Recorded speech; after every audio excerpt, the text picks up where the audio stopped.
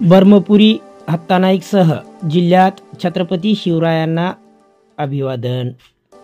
हिंगोली तालुक्यातील ब्रह्मपुरी सह हत्तानाईक व जिल्हाभरात ठिकठिकाणी छत्रपती शिवरायांना अभिवादन करण्यात आले।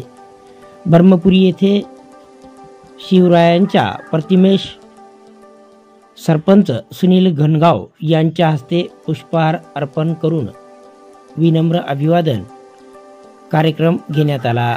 ब्रह्मपुरी येथे या प्रसंगी उपस्थित सरपंच सुनील घनगाव, ग्रामसेवक GN राऊत, जगन तावरे, ग्रामपंचायत सदस्य वैजनाथ लोकडे, तंटामुक्ती अध्यक्ष दिगंबर तावरे, शिवसेना शाखा प्रमुख शिवाजी तावरे महाराज, लक्ष्मण तावरे, ग्रामपंचायत संगणक परिचालक विष्णू मुळे, हिम्मत तावरे, तर हत्तानाईक येथे